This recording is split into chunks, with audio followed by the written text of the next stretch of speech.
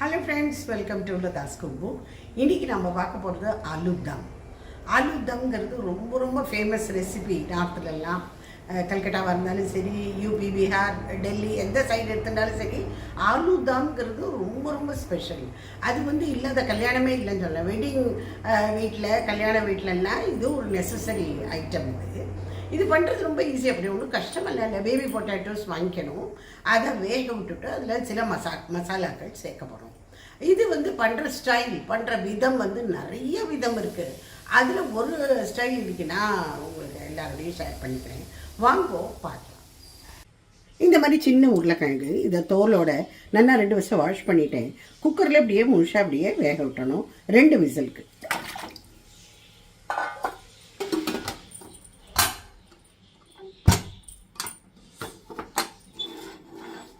ஒரு மசாலா அரைச்சி விட போகிறோம். வெங்காயம் ஒரு 4-5 இது காஜு, அதாவது கேஷ்யூஸ் எடுத்து வச்சுட்டுருக்கேன்.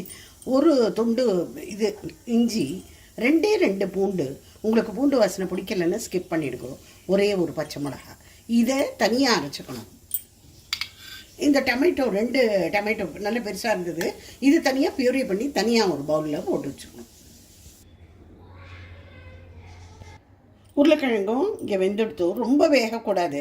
ஒரு 60% போல் தான் வேகணும். அதாவது தருக்குன்னு இருக்கணும்னு சொல்லுவோம்ல, அந்த மாதிரி இது கொஞ்சம் மின்னுன்னு இருக்கணும். அப்படி இருக்கிறதே ரொம்ப குழவாக போயிடுத்துன்னா இது நல்லா இருக்காது, பொங்கல் இடமாக வேணும். அப்புறம் இந்த மாதிரி இந்த வெந்த உருளைக்கிழங்குல ஒரு ஃபோர்க்கு வச்சுட்டு சும்மா ஒரு 2-3 இடத்துல அப்படி குத்திட்டு இப்படி எடுத்துடலாம். இது ஒன்றும் ரொம்ப டைம் டேக்கிங்லாம் கிடையாது. உங்களுக்கு இஷ்டம் இருந்தால் நீங்கள் பண்ணலாம். ஏன்னா இது உள்ளேயும் போய் உப்பு, மசாலா அதெல்லாம் உரப்பு எல்லாம் பிடிச்சிக்கும். அதுக்காக இந்த மெத்தடை பண்ணுவாள். நான் இங்கே ஒரு கடாய் வச்சுருக்கேன். இதில் நான் மஸ்டர்ட் ஆயில் விட்டுருக்கேன். உங்களுக்கு மஸ்டர்ட் ஆயில் வேண்டாம், ரீஃபைண்ட் இல்லைன்னா கிரவுண்ட் நட் ஆயில் எது வேணுமோ விட்டுக்கோங்க. இங்கே 2 டேபிள் ஸ்பூன் போல் விட்டுருக்கேன். இதில் இப்போது இந்த வேக வச்சுருந்தோம் இல்லையா உருளைக்கிழங்கு, அதை போட்டு நல்லா வதக்கிடணும். நல்லா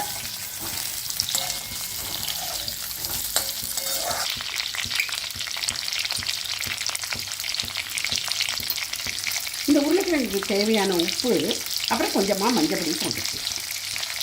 அந்த டொமேட்டோ காமிச்சேன் இல்லையா, அதோட பியூரி பண்ணி தனியாக வச்சுருக்கேன்.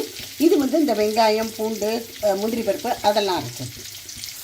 இப்போ இதை எடுத்துடலாம். நம்ம அதே எண்ணெயே இதில் நான் உருளைக்கிழங்கு போட்டு ஃப்ரை பண்ணேன்ல, அதே எண்ணெயிலேயே அப்படியே நான் சீரகத்தை போட்டு விட்டேன். பே லீஃபு, தேஜ்பாத்தா, ஒரே ஒரு கிராம்பு, ஒரு ஏலக்காய், பட்டை ஒன்று. இதை நல்லா வறுத்துன்றணும். அரைச்சி வச்ச வெங்காய விழுதை போட்டு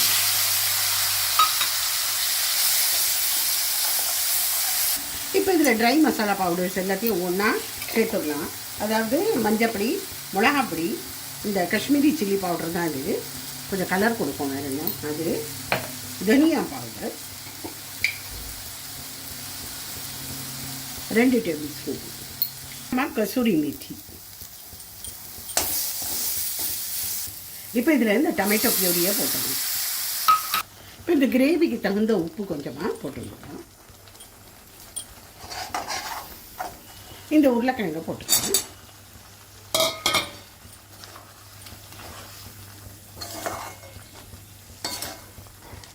இதில் ஒரு 1/4 ஸ்பூனுக்கு பக்கமாக சர்க்கரை போடணும்.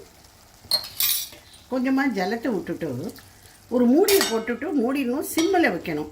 ஸோ இந்த உப்பு உரப்பெல்லாம் ஒன்றுத்துக்கு ஒன்று நல்லா கலந்துக்கும். So aloo dum is ready. நான் இங்கே சர்விங் பவுலில் போட்டேன். நிறைய பேர் இதில் கொஞ்சோண்டு இறக்கிறதுக்கு முன்னாடி ஒரு கரண்டி தயிரை நல்லா இது பண்ணிவிட்டு அப்புறம் இதில் போடுவாங்க. நிறைய பேர் மில்க் க்ரீம் இருக்கு இல்லையா, பால் ஆடை, அதுவும் போடுவாங்க. நான் அதெல்லாம் சேர்க்கலை. உங்களுக்கு விருப்பம்னா நீங்கள் சேர்த்துக்கலாங்க. So aloo dum is ready. இதை நீங்கள் ஜீரா ரைஸோடையோ, பராட்டாவோடையோ, இல்லை பிளெயின் ரைஸ் எதோடு வேணாலும் சாப்பிட்லாம். Okay, enjoy.